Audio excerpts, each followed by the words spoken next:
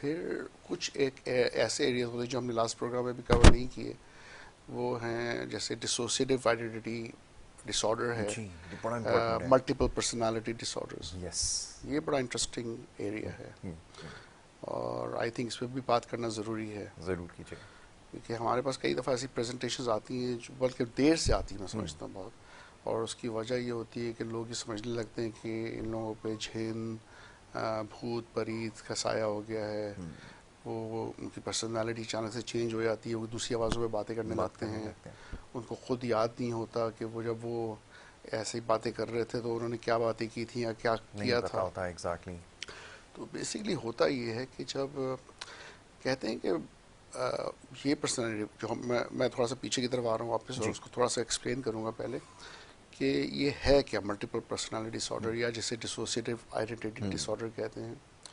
ये पर्सनालिटी का डिसइंटीग्रेट होना है या टूटना है, राइट। और ख़ास तौर पे ये बच्चों में एज 4 और 8 के दरमियान ज़्यादा होता है कि उस अरसे में अगर उनको ऐसा कोई ट्रॉमा, कोई ऐसा हादसा, सदमा जो कि वो बर्दाश्त ना कर सकते हों, उसमें वो इमोशनल भी हो सकता है, फिज़िकल भी हो सकता है, सेक्सुअल भी हो सकता बिल्कुल है। ठीक है।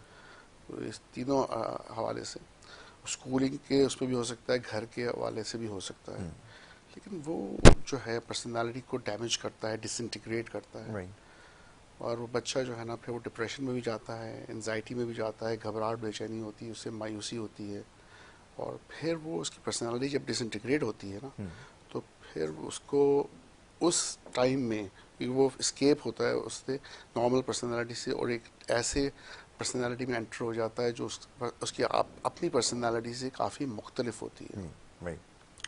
और उसमें हो सकता है वो 3 मिनट 5 मिनट आधा घंटा, इट वेरीज, टाइम जो है ना वेरी करता बिल्कुल है, ठीक कभी है। कभी कुछ केसेस में तो दिनों तक होता है कि वो चेंज करके डिफरेंट पर्सनालिटी में एंटर हो जाते हैं।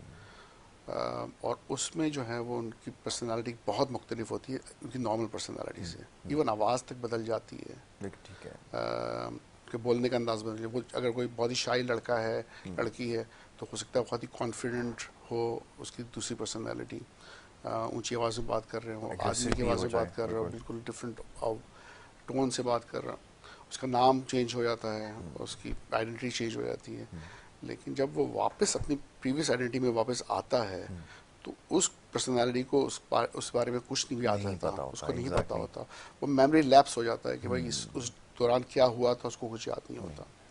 अब जब इस तरह का कोई केस हमारे लोग देखते हैं तो सबसे पहले दिमाग में आता है कि कोई जिन या फिर कोई भूत या मखलूक परी, कोई ऐसी मखलूक है जो ऐसी इसके है, ऊपर है, कोई इस ये पर असर हो possessed गया है। है। तो फिर वो मौलाना के पास जाते हैं जी, उसको लेके जी मज़ारों पे जाते हैं, दम जी। कराते हैं, जी। और फिर कई दफ़ा वो साल 1.5 साल 2 साल ज़ाया कर देते हैं, कभी लाखों रुपए भी खर्च कर देते हैं, बकरे कटवाते हैं, क्या नहीं करते। एग्जैक्टली बिल्कुल ऐसे। तो जब तक पेशेंट नफ्सियात के डॉक्टर के पास पहुंचता है उस वक्त तक ये प्रॉब्लम और कॉम्प्लिकेट हो चुकी होती है, बहुत ज़्यादा कॉम्प्लिकेटेड हो चुकी होती है। वैसे ही इसका ट्रीटमेंट इतना आसान नहीं है, और अगर आप और देर करते हैं तो फिर ये प्रॉब्लम मज़ीद ख़राब हो जाती है बिल्कुल और ठीक है। ट्रीटमेंट और डिफ़िकल्ट हो जाती है। बिल्कुल। एक चीज़ जो मैंने देखी है अभी रिसेंटली 3-4 केसेस इस तरह के आए मेरे पास, वो थे भी इसी एज के, लड़का एक लड़का 2 लड़कियां आई, उनमें भी डिसोसिएशन का था इशू। वो 4-3 दफ़ा दाखिल हुआ, तीनों दफ़ा वही मसला था कि छिन का, फैमिली कह रही थी कि इस पर छिन आ गया है, जी। हम एक पार्क ले गए थे उसको, वहाँ पे वो इमली के पेड़ के पास खड़ा था, किसी मौलाना ने उसको बताया कि यही वजह थी कि वो छिन उस इमली के पेड़ पर बैठा हुआ था, तो फिर छिन का नाम भी रख लिया गया, जी। और फिर जब वो आता था छिन हाजिर होता था तो जी। आ, वो बिल्कुल बच्चे की पर्सनालिटी चेंज हो जाती थी, वो एग्रेसिव हो जाता था। खैर वो जब हमने दाखिल किया 2-3 दिन तक तो जिन रहा, उसके बाद जिन गायब हो गया, और उसके बाद 12 दिन हमने हॉस्पिटलाइज किया, और पूरे अरसे जब तक वो हॉस्पिटलाइज रहा, दवाइयों पे रहा, एक दफ़ा भी जिन हाजिर नहीं हुआ। राइट। फिर हमने उसको डिस्चार्ज किया, और 5-7 दिन गुजरे, और वहाँ पे घर में किसी बात पे कोई स्ट्रेस हुआ, झगड़ा हुआ, वो जिन फिर हाजिर हो गया, वो राइट। परेशान हो गया, वापस लेकर आ गए। जैसे ही लाए हमने पहले दिन ट्रीटमेंट स्टार्ट किया, 4 दिन वो रहा, 4 या 5 दिन, एक दफ़ा भी जिन हाजिर नहीं हुआ नहीं हॉस्पिटल में। हुआ। बिल्कुल ठीक है। लेकिन वो 3 दफ़ा ही रिपीट हुआ। लेकिन अब ये इस पोजीशन पे है वो कि अभी भी ये नहीं होता कि जिन हासिल नहीं होता, कि उसकी फ्रीक्वेंसी रिड्यूस होके महीने के बाद आता है, थोड़ी देर के लिए आता है।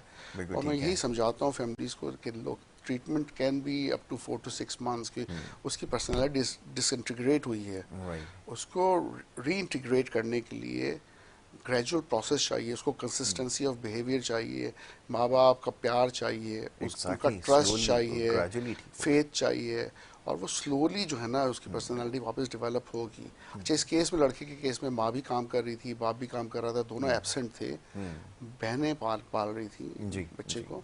तो उसके अंदर ये था कि माँ बाप नहीं अवेलेबल थे। फिर एक सेक्सुअल इंसिडेंट हुआ भी था उसके स्कूल में, अच्छा। जिसपे उसका बड़ा नेगेटिव इम्पैक्ट आया था। और मैं समझता हूँ उसका बहुत गहरा ताल्लुक है इसकी पर्सनालिटी डिसइंटीग्रेट होने में। राइट। तो आई थिंक लोगों को ये समझना चाहिए कि ये ऐसा नहीं है कि चुटकियों में मसला हल हो कि जाता 2 है, टैबलेट दी और ठीक हो गए। ठीक हो गया। उसमें साइकोथेरेपी भी चाहिए, मेडिसिन भी चाहिए, और बहुत सबसे ज़्यादा ज़रूरत है कि फैमिली की सपोर्ट, जो उसके प्यार करने वाले जिससे वो अटैच्ड है, वो उनकी अवेलेबिलिटी और वो किस तरह से डील करते हैं। और over a period of time 6-9 महीने में जाके फिर मसला हल हो सकता है। बिल्कुल ठीक है। और पर सर ये तो छोटा केस है, बाहर के मुल्कों में तो बड़े, मैंने बाहर 26-27 साल काम किया, जी। और बहुत है ऐसे केसेस, ऑस्ट्रेलिया में देखे, आयरलैंड में देखे। अप टू 15 पर्सनालिटीज़ होती हैं एक इंसान में। और एक पर्सनालिटी तो बड़ी मशहूर रही है, ट्रेडी नाम था शायद उसका, ट्रेडी। 92 पर्सनालिटीज़, उस पर किताबें लिखी गई हैं। अच्छा। वाह।